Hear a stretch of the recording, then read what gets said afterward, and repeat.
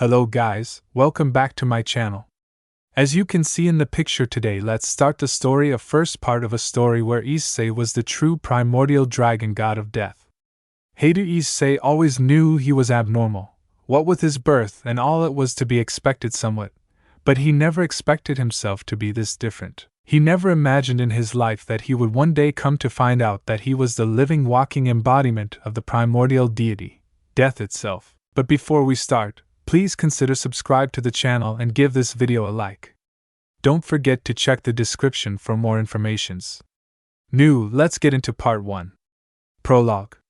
The beginning. Long ago, before the universe was even brought into existence, there was only light and darkness, two opposing forces that clashed endlessly without thought nor reason. The light represented law, order, justice, and righteousness. Darkness, on the other hand, represented destruction, anarchy, chaos, and ruin. These two powers clashed violently, causing violent ripples all across the realm with no end in sight.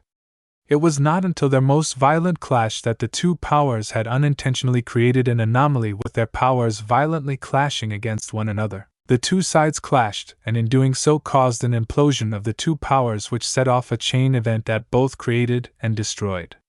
Both light and darkness were reduced to nothing as their powers created and destroyed, shaped and molded the universe in one giant megaton supernova. So powerful it was, it ripped apart the fabric of reality, and molded it back again 100 times as the universe and all life that came with it was sown. But in the end of light and darkness, in their place was two separate entities. They had no bodies of their own, just a floating mass of the combined powers of light and darkness, the firstborn, the aspect of their essence of having no birth nor end, and that entity was known by one name, Eternity. The younger of the two, formed by the birth of the universe and the nothangus of creators, and was named Infinity. These two entities were different from light and darkness, for they shared sentient thought, the first beings to ever have a self-thinking process in all of creation. It was upon seeing the creation and devastation of that which was caused by their creators that Eternity had decided to live its life as that which represented by light and darkness as a balance. Therefore, in modern days, it has been come to be known simply as death, the formless entity that ended all life. While Infinity, seeking to choose a different route from its partner, had chosen to seek out a place of quietness, a place of solitude. Thus, Infinity solemnly diverted from Eternity, never imagining to see it again. And so, with the two powers leaving from what is once an endless struggle of two opposing powers, the resulting explosion created life. Life blossomed all over the cosmos, but at the very center of the explosion was a single planet formed by the powers of both light and darkness. This planet was soon to be known as Earth, and with it new life would begin to blossom by younger sentient beings that would soon call themselves gods, which would rule different directions of the earth. But as Infinity stayed in solitude and would come to birth itself from the nothingness of its existence, Death, on the other hand, in its formless shape and power, would choose to ravage the world, casting its shadow upon all those that were within its grasp. Humans, animals, and the supposed gods alike were unable to escape Death's reign over their very souls. Soon the very mention of the word death would be the seed that would implant itself into the hearts of all sentient beings. They would come to fear death, as they should. For death was eternal, and nothing was beyond its cold, soul-tearing grip. But like its partner, death or eternity sought to have a material body, but none were so worthy to be the embodiment of its power, the reincarnation of its very existence. That is, until countless millennia had passed, that death had finally found it. It had found its perfect reincarnation. Hospital labor room. I am truly sorry about your loss, Mr. and Mrs. Hyoudou. We did all we could, but it is beyond us now. A doctor spoke with his head hung low. He was a middle-aged man with graying hair and facial hair with softened black eyes. His voice ran deep and felt like a 1,000 knife stabbing into the two heartbroken were-to-be parents. Mr. Hyoudou felt tears drop from his eyes, but his arms circled his wife, who was still sitting in her bed, the very same she had not long ago given birth to their first child. Mrs. Hyoudou was a complete wreck at that very moment. When those words were spoken, the woman broke down in racking sobs. The mother-to-be had at that very moment felt as if her heart had been torn to shreds, and her soul felt as if it were shattered like glass. Why? He was healthy. He was bright, and so full of life in my womb. And now when he's born. Why? Mr. Hyoudou tightened his hold on his wife, trying in vain to ease her pain, but it was not to be. It was just so strange. Their son they had already named had been possibly the liveliest baby, the doctors moving more than most other unborn children did, but on the day his wife's water broke and he was to come out into the world, all activity from the baby stopped after he came out. It was as all life from their son had been snuffed out in an instant the moment he was born. Why? It just wasn't fair. Did death find some sort of sick, twisted amusement in ending lives that hadn't even seen their first ray of light, took their first breath, and saw the world for the first time? There had been no signs of infection or knots in the umbilical cord, no defects in his body, nor were his organs bad. Their son had just died for unknown and unexplainable reasons. "I am so sorry, honey," he said before casting a painful gaze to the small bed that held their now dead newborn, a clean white blanket covering the baby's body completely, perhaps to hide it so seeing the child wouldn't hurt them more than it currently already was. They had the name picked out, had all the preparations made and his room ready for him to come home to, only for the harsh reality to come crashing down on them. There would be no baby coming home with them. "My little Issei. Why?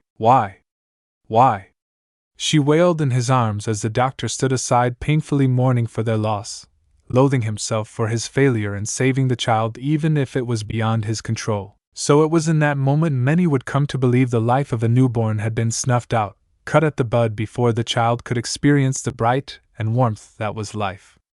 Or was it completely unseen by them all? Single orb of mixing colors ranging from black, red, white, blue, and green descended upon them. It floated, and by some sentient force of its own will, the orb directed itself to the still newborn lying in its crib.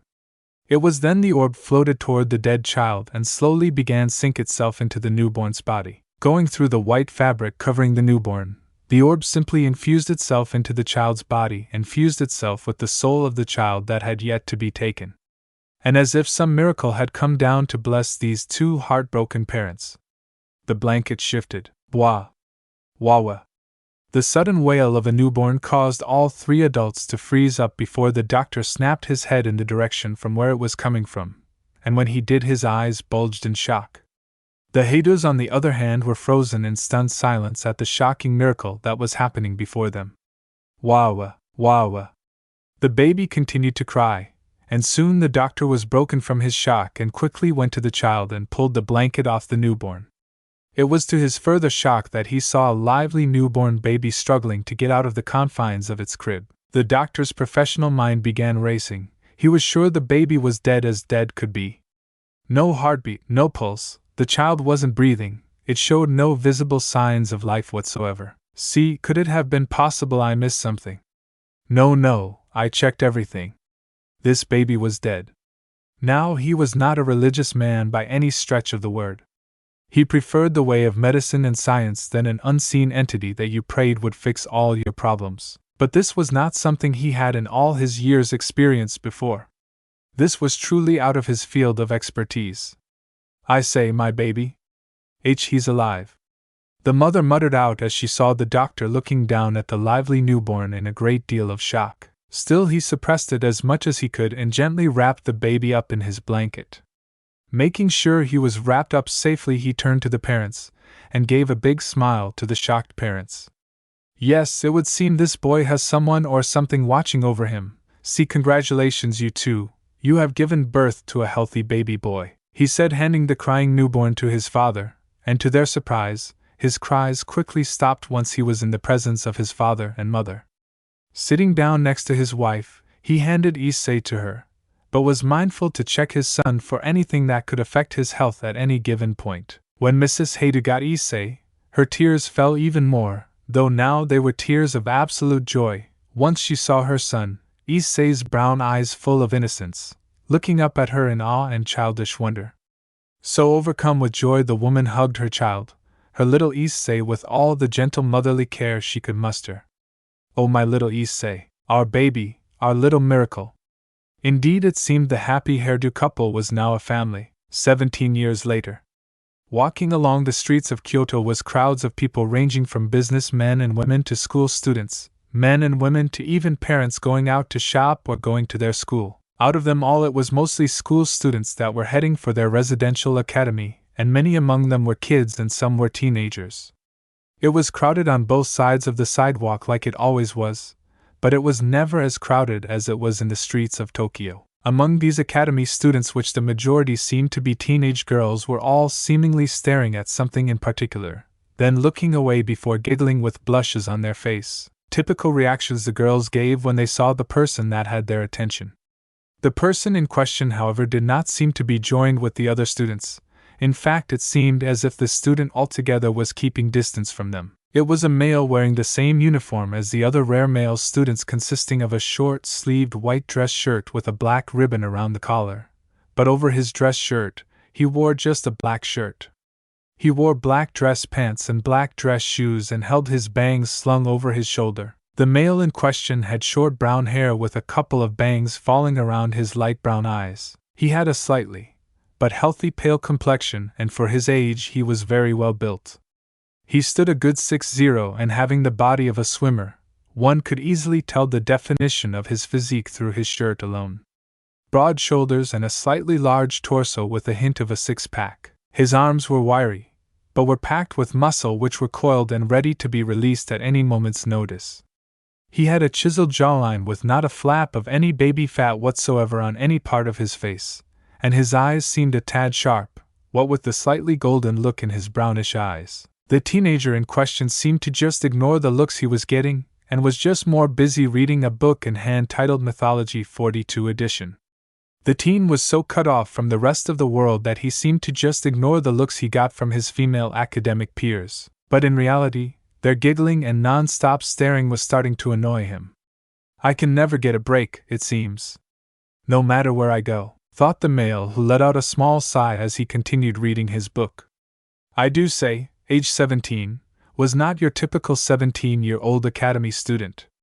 Well, he seemed average with a healthy physique that would mistake him for someone that was heavily into sports such as swimming or track. The fact was he wasn't into much sports besides some martial arts and gymnastics which he was put into as a kid.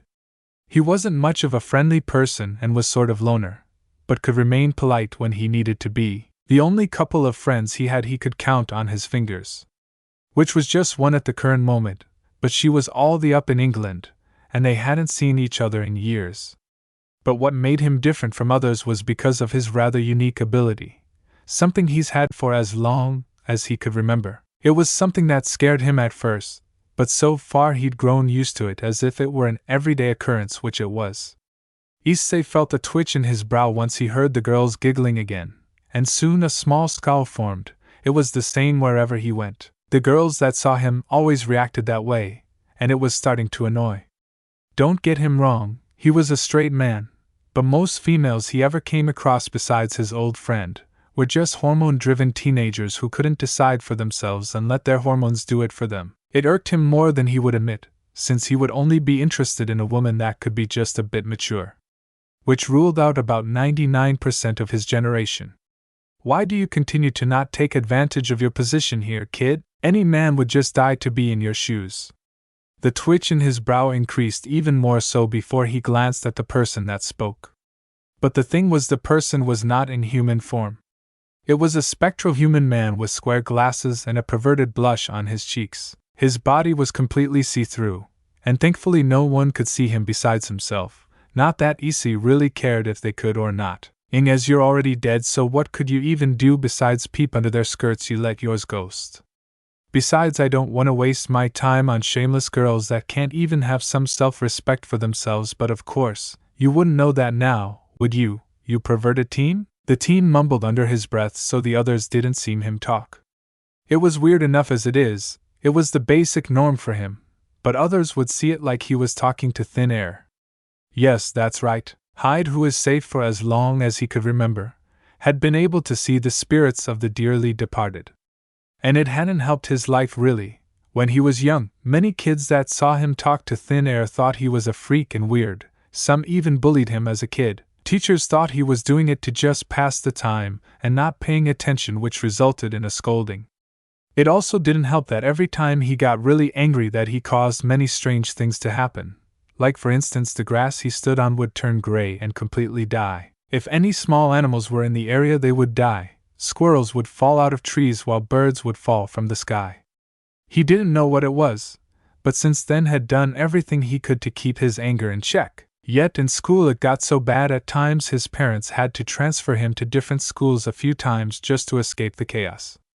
He told his parents at a young age that he could see things they couldn't, and at first they were understandably worried. But considering his unique birth, they figured it had to be a side effect or something. Yes, he'd known of his birth when his parents told him about it when he was 15 years of age, and it had surprised him to a shocking degree, and it made him wonder just how exactly had he come back from death. Nevertheless, this wasn't the only thing that made him strange, for as long as he could remember, Issei had also been incredibly more fit than kids his age. He had more stamina than others, he was faster, more flexible and stronger than most his generation, which his father saw and suggested for him to take up a self-defense course, and his mother suggested some gymnastics. So for much of his growth he trained himself to be at his peak until it became something of second nature for him. Wake up, morning exercises, eat breakfast, exercise, go to school, use gym as a means to exercise, go home in a slight jog, eat supper, exercise, take a shower, then go to bed. Rinse and repeat a schedule he followed even after both his classes in martial arts and gymnastics were done with. It didn't hurt to be physically fit, and it passed the time for him and his somewhat abnormal lifestyle. Hey, now I am no pervert. I just have a healthy liking for the female body. The perverted soul stated, causing Issei's eyes to close in irritation. Sure, whatever you say, and I'm guessing the fact your nose is somehow bleeding and you're chuckling like a perverted old hermit doesn't mean anything, he mumbled before he pulled up his hand and somehow flicked the spirit in the head. And somehow it hid. Ow. You're mean. I bet I'll see all kinds of pleasurable women up in heaven, he said as the spot Issei flicked glowed a golden circle before his soul started to fade. Whatever, now just go to heaven or hell, whichever place suits you, you let your soul go, he said, freeing the perverted old man's spirit from the living world and sending it to where it needs to be sent. That had been something else he had been able to do. If he was intent to send a soul and free it from its shackles, he could do so. If he was intending on it, that is. Ing once again glanced away from his book, which he soon saw his new school a few feet from him now. Since his last school had proven to be even more troublesome, he transferred himself to the next academy near his house, which had been Ko Academy, which had at one point been a private all-girls school, but recently it switched to co-ed, so male students were allowed to enter. And since the academy was separate from other schools he went to, he was hopeful no one would recognize him. Things like that always resulted in fights. Fights he would win, mind you, but fights nonetheless. Closing his book, he pocketed it before he walked through the school gates, admiring its structure with a raised eyebrow. Looks nice. And it was, but since it was once a private academy, it suspected it to be on the fancier side of things. So it was with admiring the sights his aide began to walk along to the building, intent to get his papers and class schedule. But as he was making his way, his eyes caught sight of a large gathering of both male and female students alike, all shouting and or screaming in joy. Oh, Ria's one-sama looks lovely as ever today. You're so beautiful, Gremory-senpai. Ria's. Gremory. Shrugging, Issei continued on, but as he walked past the crowd he felt a pair of eyes absolutely boring into his back. Yet he figured it was some girl again, and decided to ignore it as he went inside the building. But it was in fact the center of the crowd's attention, a girl with a rather buxom figure. Long crimson-red hair fell down to her thighs while one strand of hair stuck up. Her blue-green eyes were smoldering as she watched the single boy that hadn't turned to her kept walking into the academy building. An excited, almost benevolent smile formed on her face as she twirled a piece of her hair, as she watched the strange yet very interesting boy walk on. So he's the transfer student Ikeno told me would be enrolling here. But who would have thought he would have such dark aura around him? It's not evil though, it's just cold. Yes, very interesting. You interest me, my intriguing cowhide, the young redhead thought with her smile growing just a tad more. Classroom. Okay class, before we begin, I would just like to say we are having a new student starting here today. He's just transferred, so please welcome him with open arms," the teacher said before turning to Issei. "Okay, introduce yourself, young man." Issei nodded to the teacher before turning to the class, and immediately he received mixed looks from the class. From the girls he expected the reaction, which was in the form of mass giggling, blushes, whispers that he could clearly hear, but he chose to ignore them and their hungry looks. From the boys he just felt his brow twitch in annoyance once he saw most of the boys cursing him and glaring at him with extreme hate and loathing for there being another pretty boy, as they called him. He even spotted 2 guys in the back cursing his very existence, and for the life of him, he just couldn't find the urge to care nor acknowledge them for that matter. So putting up a stoic expression he spoke to the class. "Hey, my name is Hyoudou Issei. I don't have much to say about myself besides that I am new here. I hope we can get along, so please take care of me," he said with a bow. The teacher seemed fine with his introduction and nodded. "Very good, Hyoudou-san. Now why don't you go take a seat beside Ms. Amano-san?" the teacher said. Raising an eyebrow he turned to see a girl with long black hair and violet eyes brimming with innocence as she raised her hand to get his attention. "Over here, Hyoudou-san." Seeing her he nodded before going to the desk beside her. Setting his stuff down, he sat and was about to look to the front of the class until he felt someone tap him on the shoulder. Glancing to his right he saw Yuma looking at him with a smile, but because he was naturally bored out of his mind, he never saw the slightest flinch from her shoulders when he looked her way. "By Azazel-sama. Such a dark aura." "I knew Azazel-sama," said the kid. "Naturally gave off such an aura, but this is insane." "Hello, my name is Amano Yuma. It is a pleasure to meet you." "Hyoudou Issei-kun," she said while reaching out with her hand, and Issei seemed to eye for a good moment, and if he had been a tad sharper, he would have seen the nervous sweat going down the back of her neck, which was caused from her seeing his abnormally light brown eyes flash gold when he looked at her. "Likewise," he said, clasping her small hand in his own, and for a moment Issei swore he felt a strange energy from the girl, but instantly shrugged it off. He then turned his attention back to the front, while Yuma seemed to hold her hand underneath her desk. Smile in place, but inwardly the girl was having a near mental breakdown. No. Being near him is terrifying enough, but simply touching, I swear I felt my very soul start screaming. What is this guy? Eyes, he even human? The girl thought in panic. Her hand almost felt numb, as if she had touched something so cold it numbed all nerves in her hand. Clenching her hand a few times, Yuma glanced discreetly at the Hyoudou boy and a small frown began to appear. "So he's the guy Azazel-sama said to watch over? But Kabyle-sama said to kill him the next chance I get, and I can't defy Kabyle. He'll kill me without hesitation." Distraught with what to do, the girl placed her face in her hands, unaware that Issei saw her slight stare, and he frowned. "Boy, you alright?"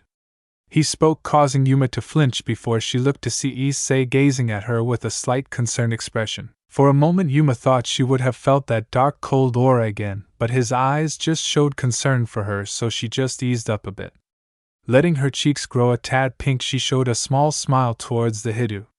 "Why, yeah. Don't worry about me, Hyoudou-kun," she said, causing him to scowl, which made her feel a nervousness rise up since she thought to have angered him. Yet he just turned away and spoke with his gaze to the forefront. "All right if you say so, but just call me Issei. I am not one for formalities," he said, which made her blink before nodding her head. "Be very well, Issei-kun," she questioned, which made him nod better than before. "Yuma-san," he said, and with that the two began listening to the teacher and let time pass by. It wasn't until school had ended that Issei was beginning to leave the school building, and he ignored the stares and looks he got from the other students. Some more than others he thought were staring a tad too deeply at him, which had been what happened at lunch. "I swear it felt like that girl's eyes were boring straight through me or something," the Hyoudou thought to himself, remembering the sight of the girl who he caught staring at him from across the hall. He didn't get a good description of her besides her violet eyes, black hair, and red glasses. The stare down didn't last before the girl walked away, leaving him behind with a confused frown. "Doesn't matter, I guess. As long as I don't make enemies here, then I should be good," he said, but inwardly he just knew somehow or someway he would make enemies. That's how it always was since he was young. Whether it be with his fellow students or with teachers, He just couldn't get along with any of them. So deep in his thoughts he never heard the shouts of his name. Seikun, Seikun. Wait, the Hyoudou stopped and turned to see to his surprise Amano Yuma behind him with a cheerful expression in place. Tilting his head, Issei spoke. Yuma? What is it? The cheerful girl seemed to lean side to side with an ever-cheerful expression. I was just wondering, I know this is our first day meeting, but can we be friends? Shyly spoken, Yuma seemed embarrassed by asking him this. But for Issei, having friends was something akin to be impossible for him, since everyone was either afraid of him or thought him as some sort of freak or weirdo. Earls mostly saw him as eye candy, but when they got to know him, they would give him the cold shoulder just like everyone else. It's why he only had one true friend, which made her all the more precious. Maybe it was his paranoid nature or something, but his gaze turned cold and emotionless as he gazed back down at Yuma, who once again under that abnormal gaze, those brown orbs somehow flickered to a cold gold, made her nearly quiver in her shoes. He was sure Yuma had felt his dark aura the moment she shook his hand, and yet she was still wanting to be friends when in other cases people would run away with fearful eyes. So yeah, he was just a tad suspicious. After a moment or two though, he just shrugged. I guess I was heading to get something to eat. You're welcome to join me if you want, he said, making you and the smile grow. I would love to. And thus the two walked side by side, leaving the academy grounds. Yet as they left, Issei couldn't shake the feeling of being stared at, but had no idea as to where or why. The same feeling he'd felt the moment he entered his new academy. And he was right. Standing atop the academy building, 3 females stood watching Issei leave the academy, one being Ria's Gremory herself. The second was a buxom young woman who was around the same age as Ria's. She had long black hair which was tied with an orange ribbon and in a ponytail that went down to her legs, and violet eyes that seemed to twinkle in amusement and a slight bit of mischief. Like Ria's and the other girl, she wore the academy female uniform along with knee-high black socks. The other female was a petite girl around the same height as Ria's. She had a milky white complexion with black hair which was styled in a bob cut. Her violet eyes covered with red-framed glasses were narrowed as she watched Issei and you will leave the gates, an ever-permanent expression of study and the smallest bit of interest. So what do you think, Akino Sona? An interesting man he is, that Hyoudou Issei, Ria said, causing her fellow buxom-haired friend and queen to smile even bigger as she leaned her face onto her hand. Aurora, I must agree, but you, our little cowhide, is a very intriguing man. He's got such a dark and sinister aura coming off him. It's giving me goosebumps. Fufufu, she giggled while Sona just closed her eyes and pushed up her glasses. I will agree that he has earned my attention. Never have I felt such a dark aura in all my life. I've not felt something that cold in all my years. Not even one Esima's presence had ever given off something so frigid. And I believe Hyoudou doesn't even know just how dense his aura is and how far it reaches. But I have seen that he is quite aware of the stares he receives but chooses to ignore them. Which leads me to believe that he's used to it. The student council president hummed and thought as Ria's just smiled. Indeed, and it would seem the others have sensed it too. Azazel already has his fallen angels watching him, which is the case for that woman girl. But I do find some amusement that while she tries to hide it, the fallen angel is completely terrified of our cowhide. Rias commented, causing Akino to giggle while Sona just sighed. It's to be expected. The first time I felt this aura, I felt as if I had a sword pressed at my throat, and the slightest movement would cause it to slit my throat. It's just pure deadly, and yet I'm amazed the boy has such control too. Keep a check. The fallen angel that's with him is the closest anyone's got to him, such she must be feeling the full effects of it, unlike us. There is no telling what it's like. Sona drifted off with Rias and Akino agreeing with her on that statement. It took her some effort to calm the rest of her peerage down when they too felt the aura enter the academy grounds, and poor Kaneko had been hit by it. The worst too, thanks to her being sensitive to the chakra or life force of everything around her. The poor Nekasha had burst into a fit of cries and whimpers while mumbling something about all the life around them was screaming at her that someone or something was killing it and sucking all life from the nature and the earth. Poor girl had to be put to sleep by a spell Rias used so she could calm her down and lay her to rest. Anyways, Riaz, I'll be having my peerage on guard in case anything happens, and should it come to a worst case scenario, I'll contact my sister and see if she can do anything about it. You, on the other hand, should remain careful. But considering it's you, then you'll jump head first just to learn more about this boy," she said, knowing more about her childhood friend than most, and her assumption was proven correct when she saw Arius just give a while meeting her gaze. That's all she needed before walking away.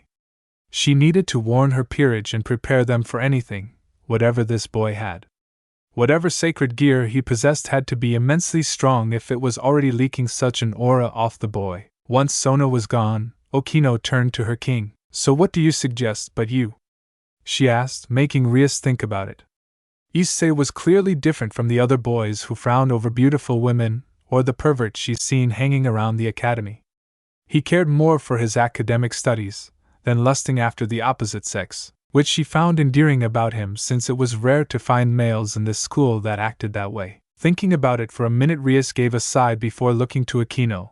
"I'll watch over him for the time being. Okino, I want you to help Kiba take care of Kaneko until she's recovered from her incident. I'm sure she'll be very shaken, but help her ease into this aura. I, on the other hand, will keep my eye on our little Cowhide. I can't trust that fallen angel to abide by Azazel's orders, whatever they may be, but he would not order the death of a human for his or her sacred gear. But as I said, I don't trust that fallen angel. Hi, but you consider it done. But don't let anything happen to our cute little Cowhide." Her face broke into a teasing smile, which Rias just gave a small amused one in kind. "Oh, don't worry. For some reason I think he won't go down without a fight." All at intuition, but that's how she felt when she looked at Hyoudou. After all, someone who gives such a dark aura that it unnerves even us high-class devils will most definitely fight to their last. English, she, Okino, Sona would be prepared for what would come next. No one will be ready for what's to come. No one will be safe, and no one will be able to escape it. The dark, encroaching grip that ends life snatches it away with the simplest of effort. The Lord of Death, the Reaper of Souls, the Shinigami by all aspects, will be born very soon. Chapter 1. Eternal Awakening. Hyoudou Issei, age 17, was as usual scowling, but it was much deeper than normal. He was currently walking alongside Amano Yuma, a friend he made at Ko Academy, and the two were heading to said academy for another day of school. He honestly wasn't sure though he could call Yuma a friend, but she was a much better to be around than most other students at this academy. Of course, he'd seen her flinch and fidget nervously around him, which he was used to, but the girls still stuck around, so that deserved a point or two in his book. Yuma deserved that at the least, since she stuck with him for his time with Ko Academy so far. It had been a total of 1 month since he enrolled at the academic institution, and so far life for him had been decent enough. He did his work like any other student, was asked by a couple of clubs if they would join due to his skills in gym, but he wasn't interested that much in sports, so he declined for the most part. But he had been asked if knew some kendo by the local female kendo club, and he had to say that he knew some. In truth, he knew more than that, since he was trained the art of Bud more the martial way. He had been introduced to a number of weapon styles to train with. He was given a general training in a few, but the one he took to the most was of the Sujitsu arts, with a combination of Bijutsu and Tunfas. Since he was young, he took to training with a unique combination of both styles, and with his natural flexibility made him, in the words of his former sensei, a living storm. But Issei had chosen not to divulge that information to anyone. He already had enough trouble dealing with girls ogling him so openly and the boys cursing him wherever he went. He'd rather not have any more attention because it was just flat out irritating. Then again, trouble just keeps finding me. And this time it's my fault. The Hyoudou thought with a scowl as he felt everyone staring at him. It's why he was scowling so deep today. The reason everyone was staring at him was because of his newest addition to his little group that once just consisted of him and Yuma. He looked to see it was that of a girl a bit younger than him, a first year at Ko Academy. She was petite and about a head and a half shorter than himself. She had a healthy pale complexion. She had the most peculiar shade of white hair he'd ever seen, which had 2 bangs falling to her shoulders. Several loose bangs hung over her forehead, while in the back it was in a short bob cut. Her eyes were a hazel color which seemed to turn gold at times, but he figured that was just his imagination. She had a black cat-shaped hair clip on both sides of her hair. The girl wore the usual Qua Academy female uniform only without the shoulder cape. The girl in question was Tuju Kaneko. The girl walked alongside him rather close, mind you, and she was currently chewing on some Pocky he'd bought her beforehand. The girl had a thing for sweets, it seemed. So yeah, as to the reason how he met this girl was something that made him remember just how much he was bullied when he was young, and he'd reacted without hesitation. It was just the attention he got afterwards just shot up right through the roof, which was incredibly annoying. Flashback 1 week ago. Issei sighed for what felt like the 4th time today. It's been 2 weeks so far that he's been enrolled at Qua Academy, and while the days had been normal, he was still being hounded by the opposite sex. It seemed the girls at this academy were far more driven by their primal urges, and once a piece of eye candy could be found outside the mass group of perverts that were in the academy, basically made you the talk of the academy, and made you rise up to the ranks of the more popular of the student body. But he couldn't honestly find it in himself to care what they thought of him. They didn't know him, nor did they know what he was like. They just labeled him, and to be quite frank, he just couldn't give a rat's ass about it. Academy was just an academy, a place to learn not to gossip and cause an unnecessary amount of useless drama. Or at least that's how he saw it. Maybe he was a bit old-fashioned, although I do kinda agree the amount of perverts here is just appalling. No wonder the girls here are so sensitive when someone that can act mature comes around, makes them go wild. He thought to himself as he easily eyed a few perverts in the hall he was walking in. Shockingly enough, he'd found out there was even a category of perverts that had been created just to figure who was what in this academy.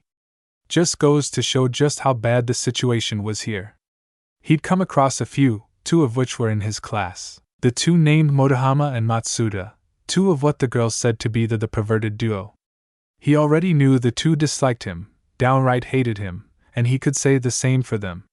They were incredibly annoying, one even announcing he'd mentally raped the girls with his eyes. Issei had slapped him upside the head hard enough to plant his face into the desk at that comment.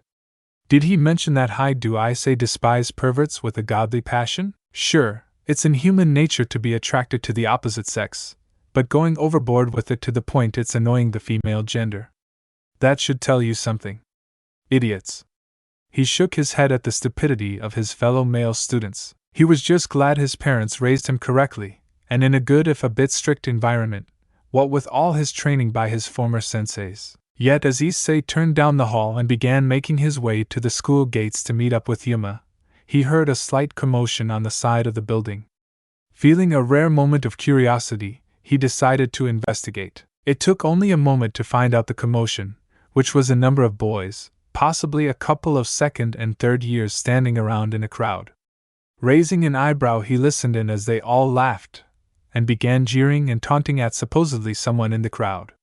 "Come on now, we won't bite, we just want to see you dance a little, mascot-chan," one of the 3rd years jeered, and his voice at that moment just grated on Essie's nerves.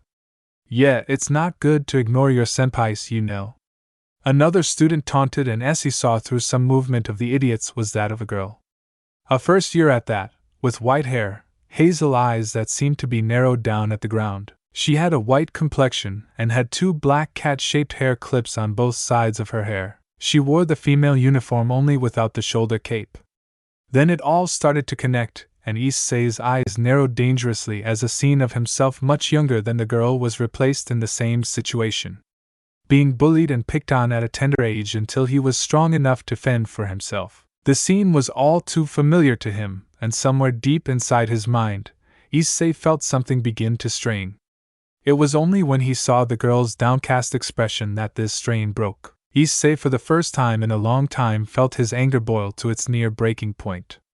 "Oh, Issei-kun, there you are," what Yuma said, only to go silent when she saw the his eyes, and she flinched when she has one slight brown eyes glowing a menacing golden hue. She looked down at his fists, and her eyes widened when she saw his clenched fingers coated in blood. He'd been clenching his fists so hard he pierced flesh. "Yuma, hang on to this for me," he said in a very clearly strained voice as he handed his bag of school supplies to her. The girl blinked before taking it without question, and she remained silent, deathly silent, as Issei made his way to the group. It was then the Amano saw what was happening, and she fought back a shiver of terror that went up her spine. That's the first time I've ever seen him so angry. Yuma thought with a slight shiver. This mission was proving to be more difficult as she felt Issei's dark cold aura spike up in a way that every step he made the ground die beneath him. The sudden thought of actually just forgetting Kakabiel's demand to kill this boy made itself known. Because in all honesty she didn't want to anger this guy, while he had grown on her more than she would ever admit. She didn't want to anger this abysmal creature lurking behind those light brown eyes, and that's the honest truth for the disguised fallen angel. As she watched the very clearly angry Hyoudou walk to the seemingly ignorant boys, not knowing what was coming to them. Boy, the group of boys seemed to have heard him and turned to see a scowling Issei walking towards them. The hairdo saw the first-year girl glance at him, but he noticed the highly restrained flinch. He didn't care if the girl was scared of him, everyone usually was, but these idiots were his priority. Yeah, what is it, Hyoudou? Can't you see we're busy? One of the third years sneered. But Issei just remained scowling before pointing to the girl. Yeah, clearly, taunting and jeering at this girl who is clearly a first year. Plus the fact a bunch of boys older than her and ganging up on her shows just how pathetic you little shits are. You boys, give the rest of us males a bad name. He spat back, eyes narrowed while stressing the word boy as a means to show that's how he saw them. You're trying to start a fight here, Hyoudou? One said, stepping up in Issei's face, but he just looked to Kaneko, and once again he saw himself in her place. Then she appeared again, and seemed to nod away, missing her widened eyes.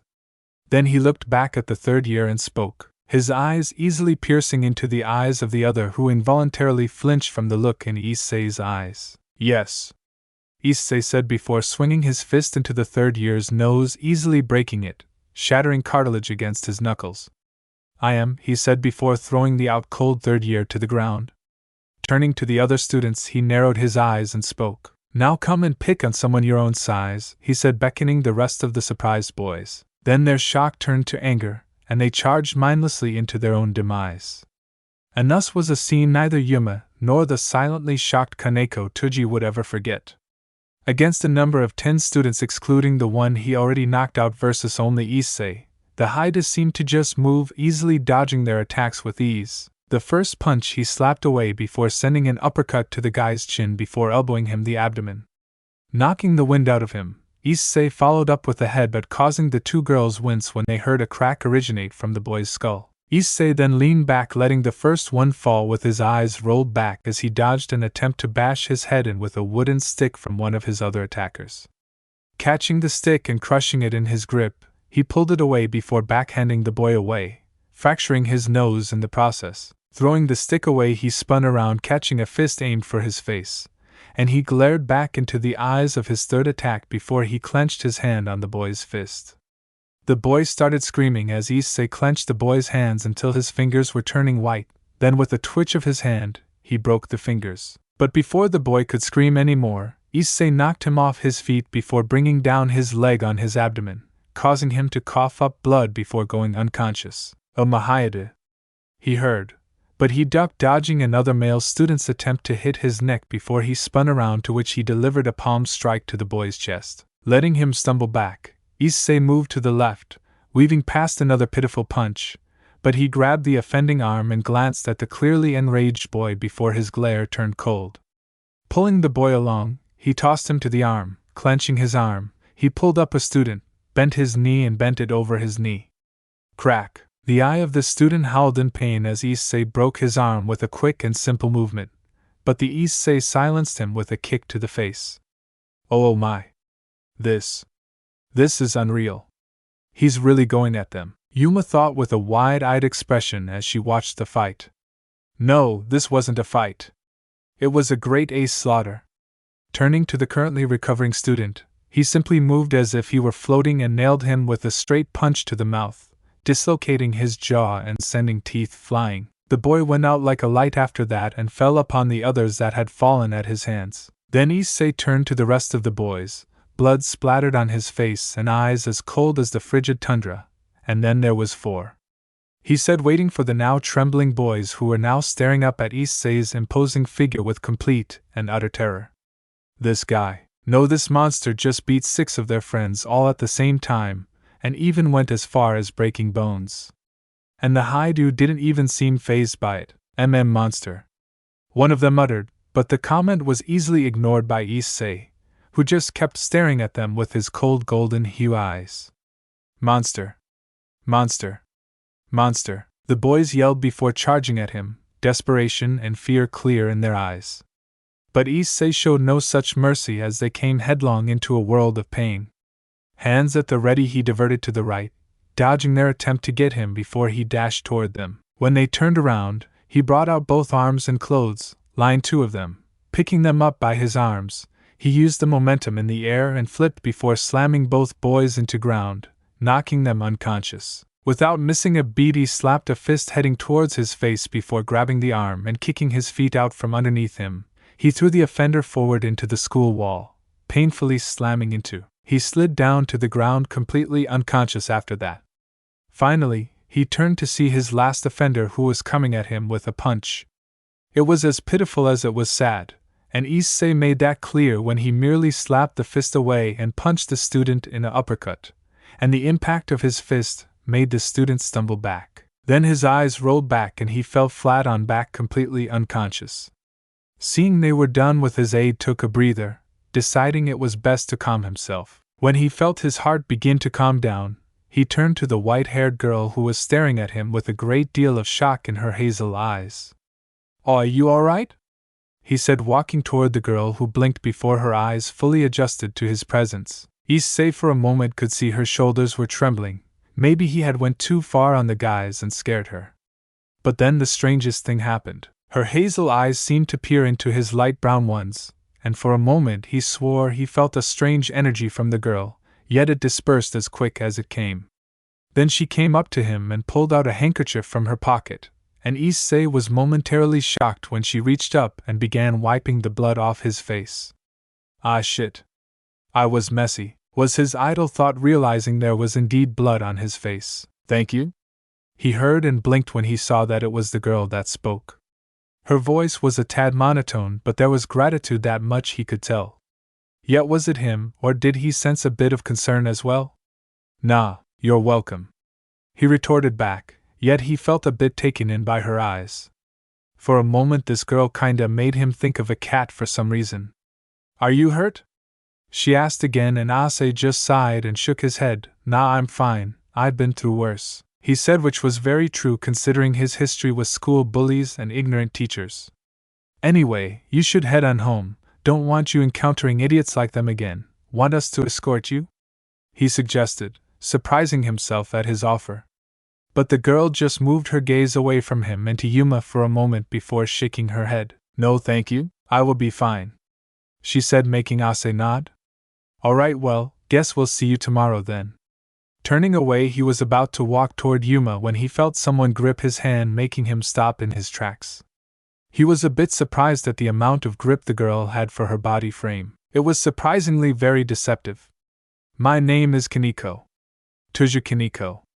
She introduced herself, and the hairdo blinked a few times before turning to her. Seeing her small, almost unnoticeable nervous expression, Issei almost felt a bit bad for going so overboard on those guys.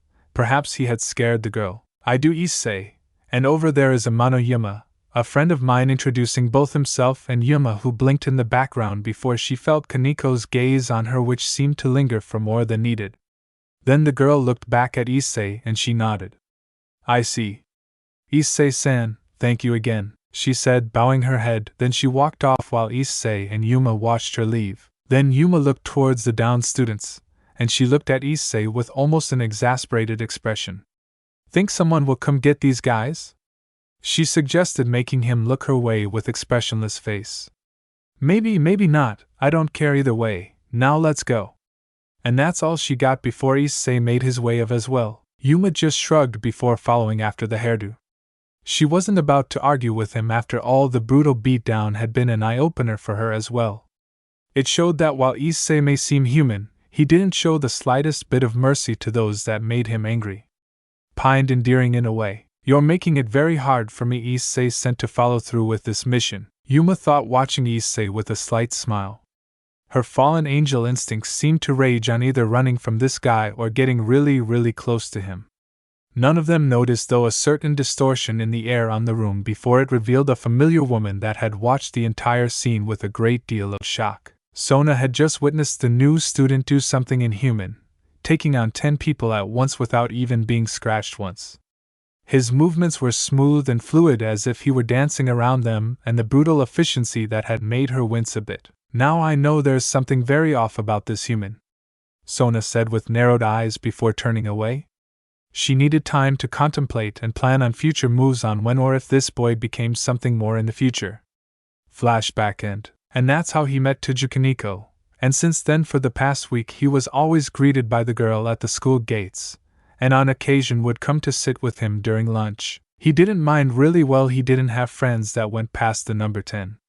He was always welcoming the girl, which she seemed to be pleased about. Though he did feel a tad of awkwardness when she was around Yuma, but he didn't put much thought into it. He'd come to find out a few things about his new friend. Could he call her a friend? He wasn't sure, maybe, he didn't know. Either way learned she had a very big sweet tooth, so he took the initiative to buy her something sweet while on the way to the academy. Things from Pocky, chocolate, and gummies among other things, although he'd come to learn that he was getting a tad close to the girl himself, such as when he first pat her head a few days back when she spoke of the annoying lowly perverts in the area. The good glare scared them off right quick, but to his surprise she didn't seem to mind, so he just shrugged it off as some quirk in the albino-haired first year. However, the consequences of his actions came right back the day after he helped Kaneko, which was why he was currently scowling since then. It seemed word had somehow reached the student body of an incident involving the new student, Hyoudou Issei, and a couple of other students. Some began to tarnish his name, but thankfully and confusingly, the student council president, whoever that was, stepped in and made sure the truth was brought to light. Whoever he or she was, along with the school board, after viewing the evidence provided by a couple of the president's known sources, had concluded thereafter. All charges placed upon him were dropped, and all those boys were expelled from the academy without hesitation, but it didn't erase the rumors about what he did to them from stopping. In fact, they circulated more and more until it became apparent that somehow he'd become in over a week a figure to be known in the academy, peered by the boys that were dumb enough to try the same thing, and the females. Oh, Komi, the females. Thought they were bad before, but now, he shook his head, seeing some practically having hearts for eyes and some drooling at the sheer sight of him. This was just getting out of hand. Somehow sensing his annoyance, he felt Kaneko's smaller hand in his own and turned to his cowhide only to see a slight worried look in her eyes. "Are you okay, Issei-senpai?" But he just nodded with a small sigh. "Don't worry, I'm fine." Just a bit irritated with all this attention, he muttered, missing her worried gaze before she looked away, but he noticed that she hadn't let go of his hand this time, not really finding it in himself to break away just with Kaneko while giving smoldering glares at all perverts in the area. It seemed his life at this academy may just be a tad more different than the last, maybe. Hopefully. Though he missed the look he was getting from Yuma, who was biting her lower lip in both frustration and nervousness. The deadline was a few days away, and she had been holding off on taking Issei out because of a number of reasons, one being because her current leader, Azazel, had explicably told her to just watch over the Hyoudou boy and make sure he didn't die. But Kokabiel had come to her and a few other fallen angels and had commanded them under the penalty of death to kill Hyoudou Issei. It was death for her if she refused Kokabiel, and excommunication by the Grigori if she disobeyed Azazel. But there was more to it than that as she looked at the Hyoudou boy, for all the fear, fright and terror she felt prior to first meeting him. The fear she still felt even now was dulled out by the overwhelming number of good points she found in him. He wasn't a major pervert, which was a plus her book, as it was for almost every female. He held no mercy to those that angered him, which she would admit had left her a bit hot and bothered at the way he handled those boys. She was a fallen angel for a reason, the whole having impure thoughts and such. His ruthlessness and power, though human, ultimately attracted her. It was also the fact he treated her like a woman and not a piece of meat. She couldn't count how many times she's run into men that just saw women as just that. Maybe she was being a bit ridiculous with that thought, since she was a part of a race that had fallen due to impure thoughts, and were in the beginning tempted by human women by having sex with them. But she was born through that unity, and she was quite pleased to see among the massive perverts that seemed to flood the worlds, she found a male that hated all perversion. Yes, she felt a bit lucky to have found Issei when she did. Call it whatever you wanted, but she was happy. Content with this man. Even if his aura terrified her at times, staring at Issei for the longest moment to Umar Rainer in this case felt her eyes widen in shock. Once she felt a warmth spread to her cheeks. Oh boy! Was her thought once she realized what was happening. Rainer, the fallen angel, was blushing, but looking at his face grew into the smallest of smiles, and for a moment she forgot the worries that plagued her, and just basked in this small moment of reprieve. Yes, she'd enjoy this moment with the Hyoudou all she could, so it was to Issei's surprise that she came to his other side and took his hand her own. He looked at her with a raised eyebrow, but she just smiled. Although she could feel the Nico devil hybrid boring holes in her head, she couldn't care less. She was gonna enjoy this for what time she had left. And to hell with both Azazel and Kakabil, she thought vehemently. After school, Issei was walking away from the academy as usual. School was out for today, and he was heading out to leave. Yuma wasn't with him, saying she had to take care of something for her parents, and Kaneko was doing after-school club activities, so he was pretty much on his own, which now that he thought about it was a rare nowadays since he was always with either of the two. Scratching his cheek, Issei just shrugged. Just another change, his slightly different school life, he guessed. But then he saw someone standing at the gates, and he raised an eyebrow when he saw it was a girl around his age with long silky crimson-red hair that fell to her hips while a single strand stuck out above her head. Her blue-green eyes were staring back at him with an equal amount of observance, which he just shrugged off. The woman wore the normal Ko Academy female uniform, which seemed to fit her figure a bit too perfectly, but Issei just kept walking. Hopefully she won't. Hi, do you say, may we talk? Well shit, there goes that thought. He mentally grumbled before he stopped and turned towards her with a quirk eyebrow. Yes, can I help you? He said. The girl just smiled benevolently at him before she walked up toward him, brazenly mighty ad before she was just inches apart from him. Let me introduce myself first, Hide-san, since I already know your name, she said before kneeling in a way a princess would, her smile still perfectly in place before she rose back up to his face. My name is Riaz Gremery, third-year student here at Ko Academy, and also the president of the Occult Research Club. I am here on behalf of one of my members of said club. She got mixed up in that incident. You may know her as Tuju Kaneko, she said, making his eyes widen a bit before nodding.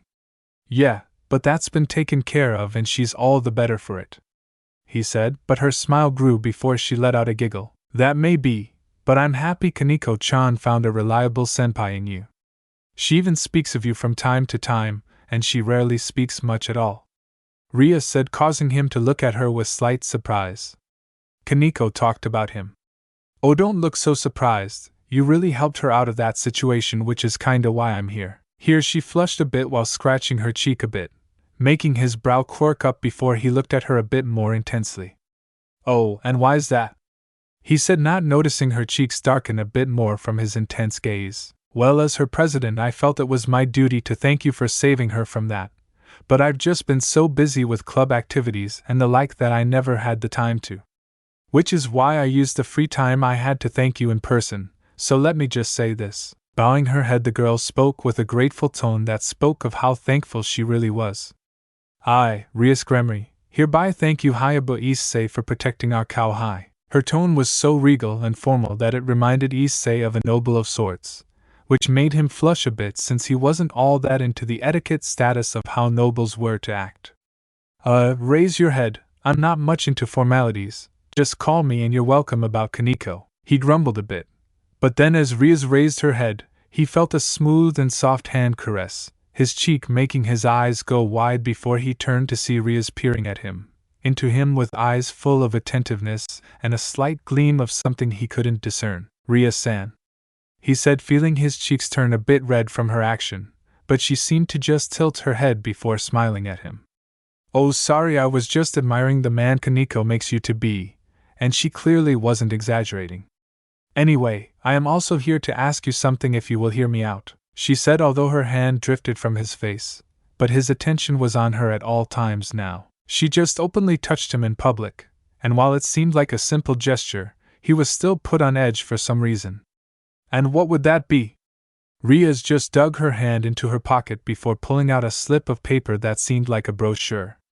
I am formally inviting you to the Occult Research Club. Well, I'm sure you're still deciding on what to pick. It is needed to be a part of one to advance to any university. You don't need to decide now. Just think about it, Kay? She said with wink whilst Desi glanced from her to the brochure with both eyebrows raised. We, at the Occult Research Club, delve into all things that are commonly thought to be unreal. Things like mythological creatures, the world of the supernatural, demons, angels, yokai, you name it, we probably go over it. The brochure covers most of what we do, but what I just said is a basic summary, and like I said, don't decide now, take your time. So studying up things like the different religions of the world, such as the Norse, Christian, Shinto, Greek pantheon of gods, the denizens of hell and heaven, and even the Yaoqi of old. Interesting, he said, getting Ria's attention with his words before nodding.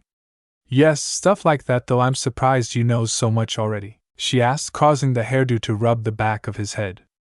I've had a lot of interest in all things mythological and supernatural. Guess it's something that's been with me since I was young. Which was true, since he always was interested in all things supernatural after he found out that he could see the souls of the dearly departed on a daily basis. Ria's eyes seemed to glow in interest, but that may have just been the lighting around them. I see. Well, I'll keep you away no longer then, but remember, if you have questions just ask Kaneko, or come to the old abandoned schoolhouse. Until then, it was a pleasure to meet you, Hyoudou Issei-san.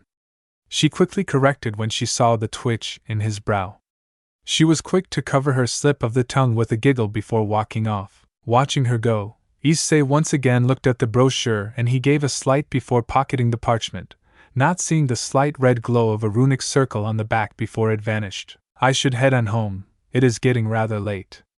Looking up at the setting sun, he broke into a slight jog as he headed back home.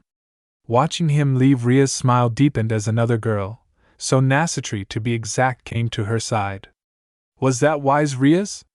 To invite a human, no matter how special he seems to be, into the Orc. It is after all only a front for your peerage to do your activities here in the human world. She asked her childhood friend. Don't get her wrong, she trusted Riaz's judgment on many things.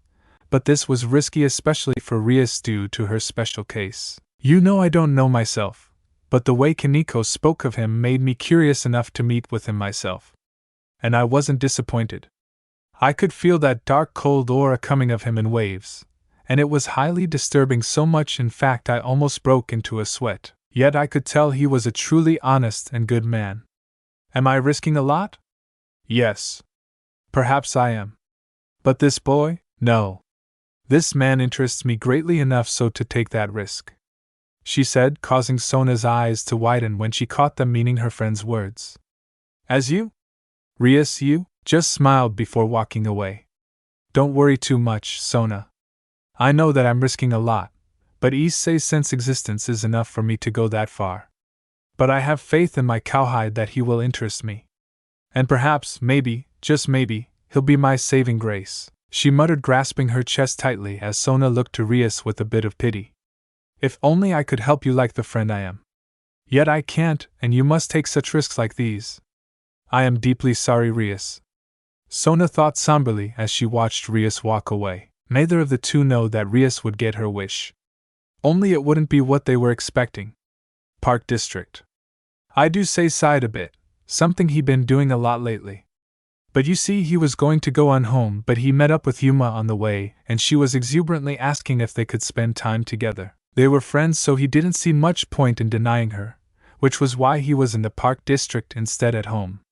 Thankfully, he messaged his parents that he would be out with a friend and told them he'd be a bit late.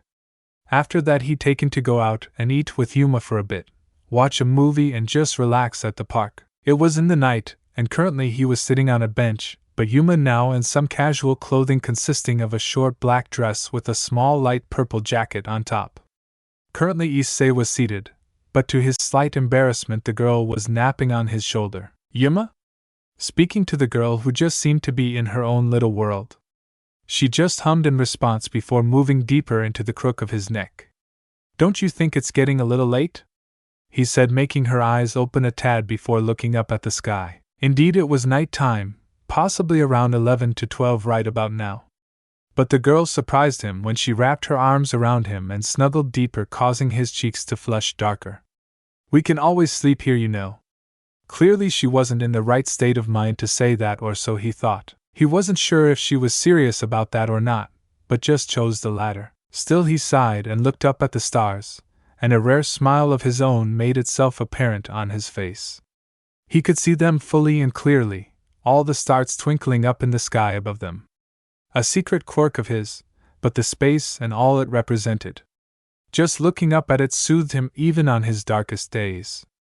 Didn't know why it just did. Well, I guess it isn't so bad, he mumbled to himself, but Yuma heard him and her cheeks flushed a bit at his words. This was good, a moment she'd remember for as long as she lived. But then all good things had to come to an end. Oh, what do we have here? The voice, a very familiar voice, sounded in the area. The sound of it was like poison to Yuma's ears. Her eyes snapped open in panic before she got up to see, to her utter terror, a single man coming up to them. Oh no. No, no, no, no, no, no, no. The fallen angel in disguise thought in frantic peril as she beheld the sight of the man. He was tall about his height, and he had the appearance of a young man with long black hair. He had an almost unhealthy pale complexion, pointy elf-like ears and cruel red eyes. He was dressed in an ornamental black robe with detailed accessories. His smirk made Yuma physically ill, but it was Issei who narrowed his eyes on the man and stood up alongside Yuma. "Ho, what do you want?" Issei asked quite rudely, since for some unknown reason he didn't like this guy's tone. But the man just seemed to find it amusing, while Yuma was desperately wanting to scream at Issei to run. "Oh? You still live? I thought I ordered you to die, but it seems Rainer here seems to have had a change of heart. Disgusting, ingrate." He spat at Yuma, who flinched at his voice. Issei, on the other hand, narrowed his eyes on the man and stepped forward. "I don't quite like your tone nor how you're speaking to my friend. Now start talking sense," he said, causing the man's smirk to grow in a cruel fashion. "A human, someone vastly inferior to someone such as myself, dare speak to me in such a manner amusing, but clearly you don't understand the situation you're in. Have you not told him that your job was to kill him, Rainer?" he hissed, causing Issei to frown before he looked to Yuma, who seemed to react at the word Rainer. "And what was this about in order to kill him, Yuma?" he asked, only to see Yuma tear her gaze to the ground. "I say I am sorry. I didn't mean to lie to you. She shook her head and looked toward the man with a determined expression, although she was trembling in absolute fright. "No, it doesn't matter anymore. I won't do it. I will not kill him. No matter what you say, Ketchubil." She screamed at the man. Ketchubil, his name was, who just scowled in rage while Lissy's eyes widened in shock. "Kill? Me? But why?" He was shaken from his thought though when Yuma's face appeared in front of him, and he saw her shaking him. "I says, run. Run. Run now." He was pushed before he watched in shock as her back rippled before two wings of ebony grew out from her back. He watched as she formed a spear of pure golden light in hand as she stood defiantly in front of him. "Oh? You intend to fight me? Over this human? Oh my, that cannot do, you've fallen for this mortal. How disgusting, but worry not, I will have your two pieces of trash die together." Ketchubil smirked before 5 pairs of black angel ripped out of his back, easily outnumbering Rainer's own before he reached out with his hand. Then the spear of golden light formed in hand. Holy light thrummed powerful at his fingertips as the spear doubled in size and tripled in deadliness. Briseis, as he watched his completely shocking scene unfold before him, he felt his heart begin to race as he saw the sight of what looked like angels before him, wielding spears of holy light, thought only as a myth, was now before his very eyes. Was he dreaming? Was he still on the bench with Yuma? Yes, that had to be it. His mind refused to believe anything else. So shocked at the illogical scene before, he never saw the fallen angels move before he heard Yuma's voice again. "S.A. Rue. White wench." Blood, crimson liquid of all life, splattered across his face, which woke him from his stupor only to see a sight that made his eyes widen. It was Yuma in front of him, arms reached to her sides, a spear of holy light piercing through her heart. She was there in front of him, standing there, not trying to kill him as the man said. No, she was protecting him. Why you? Her blood splattered across his face, and he reached up with shaky hands. Issei, I'm sorry, was all she could say before Cockabille cruelly wrenched out the spear before throwing her to the side. Her bleeding limp body made the Hyoudou watch in morbid confusion. This had to be a joke. Yeah, a joke. Yeah. Now your turn, kid? He heard, but his say was far too numb to the world. He saw the light, the life in Uma's eyes dimmed. The life of his second true friend began to die in front of him. Useless, helpless to do anything. Yuma. Then pain settled in as a spear of holy light pierced through his heart as well. And that's how you take care of such trash, Cockabille commented, never realizing what he had just done. Of what he had just unleashed. Issei's eyes, his dull light brown orbs started to smolder as he looked upon the dying body of his second friend. Seeing her blood flow, her dying gasps for air only to cough up more blood. Ima Rainer, whatever her name was. His friend was dying before his eyes. His eyes started to flicker, they began to light up with a divine glaze. The intensity grew and grew until a deep, flickering ember of rage began to grow. And even deeper inside his very soul, something far darker, far more cold, something celestial even, had awoken. Inside his pocket of the brochure Rias gave him flashed crimson. You bastard. Issei's inhuman shout turned into a scream as his voice turned downright guttural and deeper. His eyes blazed to life, his light brown eyes burned away, and in their place a pair of smoldering golden red eyes that roared with an unholy feeling of pure despair and death for all things. He crushed the spear and stood up as his body to leak off tendrils of different energies. Some being purple, green, red, white, and blue. But then these energies began to swirl around Issei before they all converged, and a blazing aura of pure jet black energy of the foulest and coldest nature engulfed his being. What is this? I killed you, Cockabille shouted in irritation and the slightest bit of concern. Issei ignored him as the black aura consumed him, engulfed his entire body and soul. And then he raised his head through the flaming ebony energy that blazed around his form as if he were wrapped in a black mantle of the blackest of energy. It conformed around him as if welcoming back a long-lost lover. It swirled around his very being as if it were a second skin. And his golden red eyes glared with all the hatred and rage Issei had pent up within him. And he let it all out. Frog. It is stated, long ago, that there once existed two beings, two entities that were of similar nature, but also far apart. One, born of nothingness, named the Infinity, it only wished for solitude and the realm of the quiet. But the other, the older of the two, one who had no beginning nor end, named Eternity, wished for something far greater yet humble.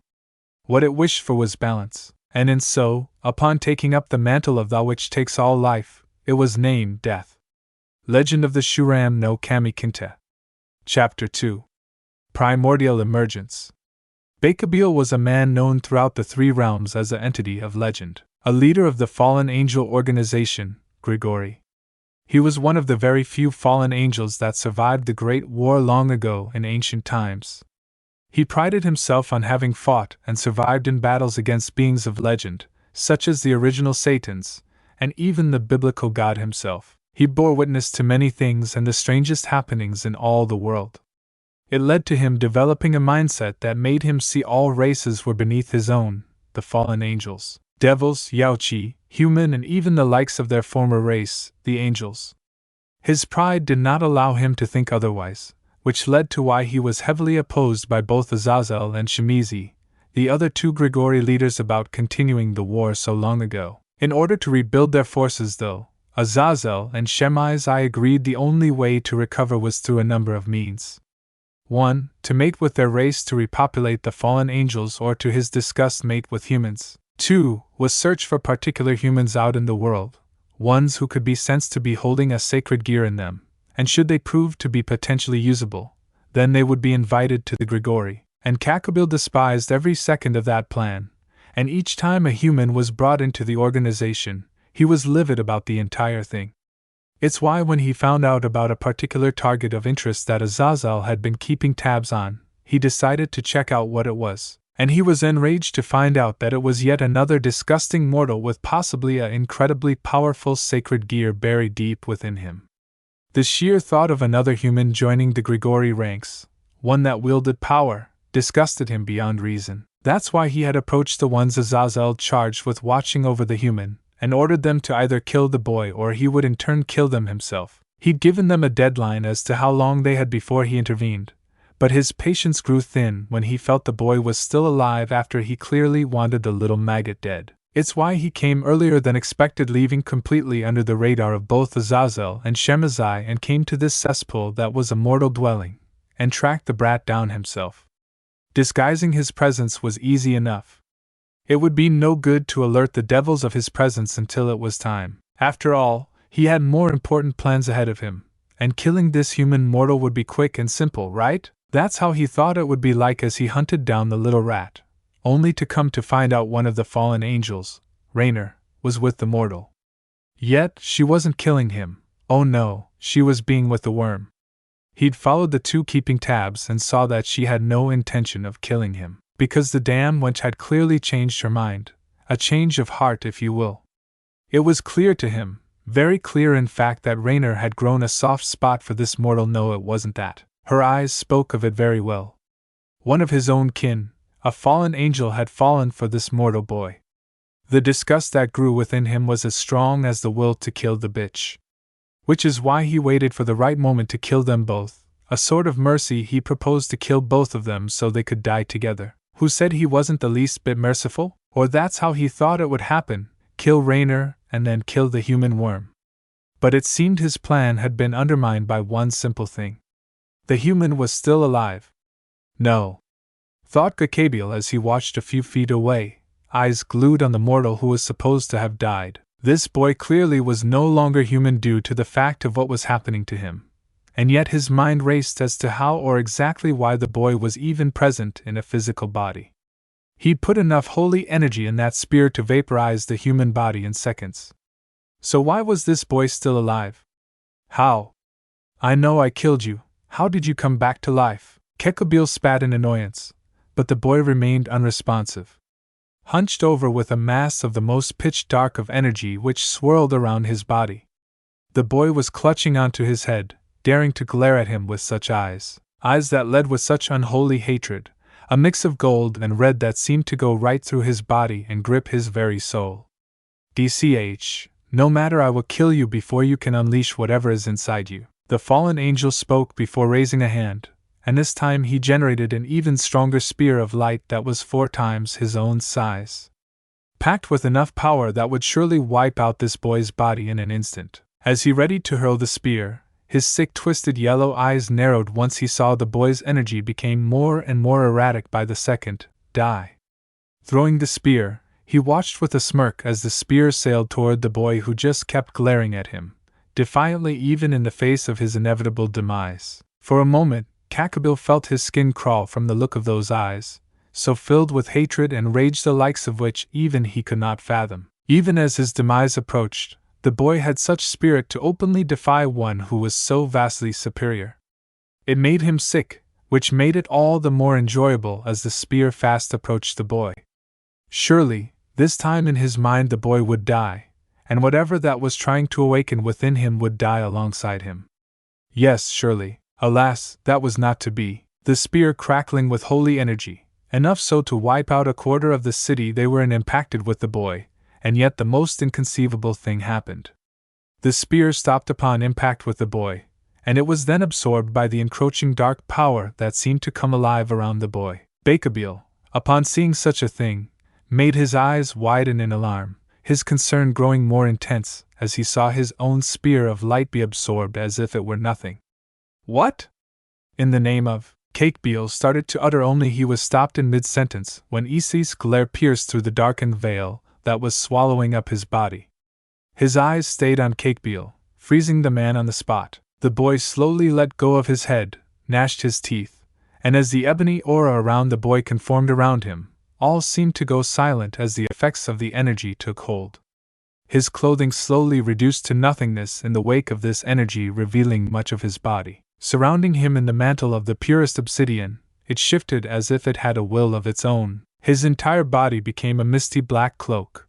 It went up covering his body like a second skin, shadowing his flesh from the world. Yet it stopped up to his neck. But the changes didn't stop there, for the hairdo's light brown hair blackened, changing to a shade of raven, which felt as if it would suck in all light within all of reality itself. It also grew until it went past his neckline and went to his shoulders. Without noticing it, the brochure given to him by Rias flowed from his body from the winds, and it pulsed red as Assi underwent his change. But it was when the boy began growling at Kikabil that the very much shocked fallen angel watched in morbid terror as a pure white substance, the shade of bone, began to appear on the boy's face. It grew and molded. Shade of bone began to appear on the boy's face. It grew and molded itself as if it had a will of its own, and soon, very soon, the white substance solidified onto the boy's face, covering his forehead, eyes, nose, and mouth. Yet the most terrifying thing of all was that the supposed mask was shaped like that of a frontal piece to a skull. Issei? Was the fleeting thought of you, Ymerainer, as she watched with dimming eyes what was becoming of the man she had given her life for. Soon enough all life in her eyes faded with the last sight she saw being Issei. One tear dropped from her eyes before life left her body. What is this? Kikabil stuttered, taking a step back as the boy began to let out, if it were possible, even darker energy. The area around him seemed to die, the ground turned ash gray, and all life, and the light in the world, seemed to just be sucked in by the encroaching darkness of this single boy, of this single entity before him. Then the boy, Hyoudou Issei, screamed, his voice no longer his own, drowned out, becoming deeper and more hollow than anything else. Brog. And in that moment, Kikabil's vision went black. The earth, the galaxy, the universe itself rippled as a being long thought gone emerged once more. The very fabric of reality was torn asunder and molded back as the area Issei once stood erupted into a pitch-black pillar of energy which pierced sky, causing the very earth's sky from all around the globe to turn pitch black. The darkness encroached the planet, hiding the twinkling stars, and soon the planet Earth was covered in a veil of pitch blackness. It was then that all of creation shuddered in the wake of this emergence. Same time heaven. It happened far too fast for anyone to realize what was happening. The white city, heavenly kingdom of God, trembled as the golden skies above them flickered to a blackness that seemed to encroach upon all of creation. Their heavenly realm trembled and rumbled as if some godly force was threatening to rip apart their very dimension. A few unlucky angels near the darkness were quickly killed before anything could save them. Their bodies shriveled up as all life and divine blessings within them were sucked out. The angels affected soon turned to dust in the wind. Michael, seraph, and archangel, acting God of heaven, narrowed his eyes in alarm and the smallest spark of fear. He was a young, handsome-looking man with blonde hair and green eyes, dressed in a white robe with detailed accessories. He stood up from the golden throne and looked out, and saw what was happening to his realm. This energy. Gabriel, a fellow seraph, and his sister spoke, the most beautiful and strongest woman in heaven, with a voluptuous figure, long burly blonde hair and deep azure blue eyes. She stood at his side in golden-plated armor that didn't seem to be able to hide her figure. I know, Gabriel. I feel it too. For some reason, the entity that felled so many souls in the Great War has returned. He spoke with a rare moment of anger in his voice. A nigh omnipotent presence that had ripped apart the very soul of his father, the thing that haunted the very hearts and souls, all of things, was making its appearance once again after so many millennia. The words escaped him, the name that haunted his every waking nightmare to this day. It came out in the softest whisper, death. Gabriel felt a cold shiver go down her spine once those words left Michael's lips. Same time hell. The devils and demons were in a state of panic. The underworld that was their dwelling, their home, could not have been prepared for what had come. The very sky was ripped asunder, the ground all across the edges of the underworld trembled as the very fabric of reality which held the realm together was affected by the awakening. Long-slept volcanoes erupted all over the underworld. Long-sleeping demons were awoken by the catastrophe that was happening to their realm. Devils and demons alike were undiscriminated as their once purple sky began to blacken. All light within the underworld was snuffed out in an instant as a darkness most unholy seethed upon all that was the underworld, creeping along the land like a plague, and the most unfortunate to be taken by the darkness were sucked into the ebony veil that seemed to invade their realm. Countless beings inside the realm could feel it. The 72-pillar noble devil clans could feel the shuddering power engulfing the realm. The 4 great Satans were as moved, if not more so, by this darkness. Albeit Asmodeus, one of the foremost, stood in shock as the power washed over his being, threatening to rip out his soul if he so much as moved an inch. Such an overwhelming presence. He strained out and clenched teeth. Ajuka Beelzebub, another Madhu Satan and one of the 2 super devils, within his territory, opened both eyes in a rare moment of shock before he struggled to keep himself from falling to the floor. This power. I can feel it. Yes, things will finally get interesting now, the Satan said with a slight manic gleam in his eye. Zeraphil Leviathan, another Mayu Satan, an older sister to Sona Citri, stopped her current business in her territory and looked up at the sky. Her exuberant azure blue eyes narrowed in alarm once she felt the energy threatened to flood all of the underworld. Her mind was in panic because this energy was originating from somewhere else, Earth. Sona-chan. Dropping everything, Seraphil conjured open a transportation circle to attempt to reach Earth, but she was forced back as the circle erupted into a field of black lightning which shocked her.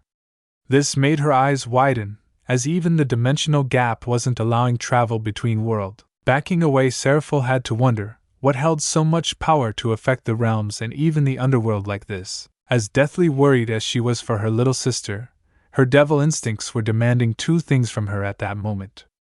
Run and flee from this energy as fast as possible, but the second was whispering into her ear, speaking in a seductive tone to seek out the one releasing such power. Serzex, as Lucifer, last of the 4 Mayu Satans and the other super devil, stood alongside his wife, Gryphia.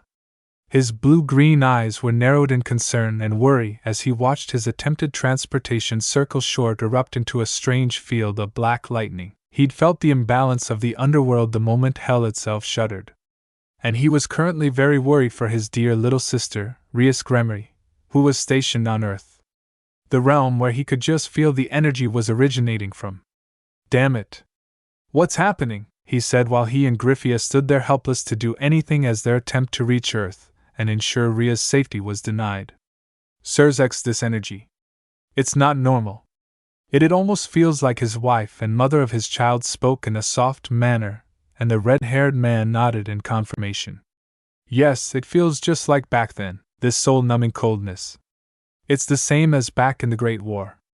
And that's exactly why I'm terrified for Ria's safety.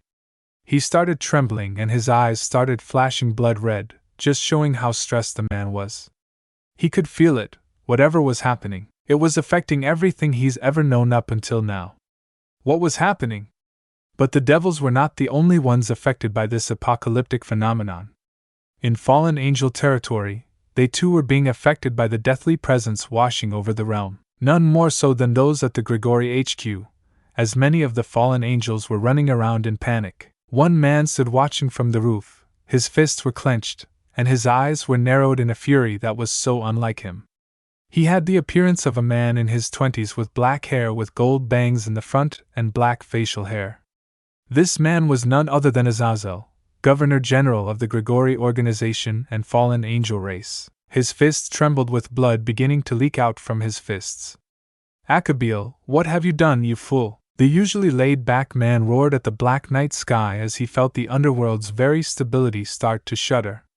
Staring at Azazel's back, another man with a young handsome appearance. He had dark silver hair with light blue eyes that soon turned to the horizon and they narrowed when he saw the encroaching darkness. The man fought back a shiver as well. It was a natural fear that he felt that he was sure everyone in the entire realm of the underworld could feel. He wasn't arrogant to admit he wasn't the least bit frightened because he was, but the smirk that crossed his face showed just how equally he excited was. Is it you that I feel, my rival? It has to be. It must be. He thought. His mind refused to believe it were anyone else, for he knew deep down that this was the awakening of his rival, and the slight thrum of Albion, who lay within his soul confirmed it. Same time dimensional gap. The dimensional gap was an endless void that stood in between all the three worlds, earth, heaven, and hell. No matter where you looked, all you saw in each direction was a mix of iridescent colors that shifted and morphed in various ways that made it all the more unique. However, since it was the in-between dimension of all the three realms, it was the most affected out of them all. Some would believe nothing could affect a world that held nothingness, but they would be proven incredibly wrong if they saw what was happening. The once iridescent colors were being engulfed by darker shades of purple and green, while a veil of ebony seemed to sweep through the void, taking in all light in the area in its endless and limitless grasp. The floating golems left by the ancient gods were crumbling away into dust, and even the very space of the void was being torn apart yet molded back just as quick. This presence, however, was affecting the only two entities that lived within the dimensional gap, the first of which was flying through the void, but as of now it was doing its best to avoid the near countless rips in the space of the void. This entity was a massive red western dragon with a horn on its snout. This was the true red dragon emperor god, the dragon of dragons, the apocalypse dragon, Great Red. And currently the almighty dragon, legendary in all things, was cursing like a sailor. What in the name of hell is going on? I take one moment to rest. One bloody fucking moment, and someone dares to interrupt my nap. The dragon's voice boomed across the void as it swirled past another rip which sealed itself back up. Yes, Great Red was cranky. He decided to take a rare moment to rest only to end up nearly pulled in by a rip in the dimensional gap, and he had to hurry and start flying all over the void to avoid being sucked in by these rips. It wouldn't bode well if he were pulled in by them. Oh no, it would not bode well at all. This was the first time Great Red had ever seen the dimensional gap react like this. It was as if it were collapsing in on itself from whatever had unleashed that power spike. And that damned power spike. It was like the dragon was hit with a jackhammer 3 times its size. The ulting him awake an alarm that wasn't even mentioning the feeling it felt when its own soul felt numb, as if someone or something was grasping it in a cold steel-like grip. So yeah, for the first time, Great Red was in a panic. Its eyes widened though when it saw an even bigger rip appear in front of it, and he was moving too fast to dodge. Shit. But then the most unexpected thing happened. The power disappeared without a trace, causing all things it was affecting all across the 3 realms and in the dimensional gap to cease. The iridescent colors were slowly returning to normal, and the endless void was repairing itself, but it caused Great Red to block as all the rips repaired themselves. Blinking in surprise, the great dragon felt a bead of sweat fall from its face as that enormous power seemed to just drop completely off the radar. What in the name of creation just happened? Looking up, Great Red narrowed its eyes once it felt its passenger stop all movement. She hadn't said a single word since this whole damn thing started. "Office. You've been really quiet up there," it said, addressing the second entity that used the dimensional gap as its home. One older than even itself, actually. Up on Great Red's back stood a single female figure who seemed to be looking in a single direction within the endless void. The female had the appearance of a young girl with long black hair and gray eyes that were smoldering with seemingly a rare moment of surprise or shock. Her pointed ears twitched, perking up as if she heard something else no one else could. She was dressed in a gothic Lolita fashion, a sharp contrast to who this being was. For this was Apis, the Ouroboros dragon, the infinite dragon god. Despite her appearance, no one could dispute her level of power, and everyone feared her very name, and rightfully so. She had been there since the dawn of time. Older than any of the other gods, in comparison to her the other pantheons seemed like newborn children. Her power was vast and extremely extensive, and yet she knew deep down that was not the case. As Office looked in a single direction, she pulled up her hand and ignored the rambling of the big buffoon below her. And what she saw brought a very rare smile to her face. Atop her right hand burned a symbol she'd never thought she would ever see again. A symbol that made her existence feel hopeful again. A bright ray of hope that she would be able to mend her mistake she made so long ago. The mistake of leaving the one who made her feel truly complete. This symbol burned a dark purple with a blackish hue, in the shape of a horizontal 8. The symbolic representation of this single seal made her smile brighten in such a manner one wouldn't think it belonged on the normally stoic Office. But no one could understand what she felt, no one in creation could even begin to comprehend it. What she felt transcended the bonds of family and even that of lovers. This was a matter of being, the troubles of the soul, of ascension, being desperate to fulfill her existence. With her symbol, infinity, glowing with intensity, she looked as if peering through the dimension itself, and soon words left her lips, quiet yet solemn, graceful yet sad. Eternity, you have returned. Yet something's different about you. Have you achieved a material body like myself? No. It's different. I'm coming to see you, Eternity. Office spoke, putting up a rare expression of determination. Boy Office, what are you mumbling about up there? Great Red bellowed. But Office ignored him entirely as she snapped her fingers and opened a portal which she soon stepped through, leaving behind the bit-shaken Great Red to fly around the dimensional gap, wondering just what the hell happened. That's it, guys. Thanks for watching and supporting us. See you in the next part.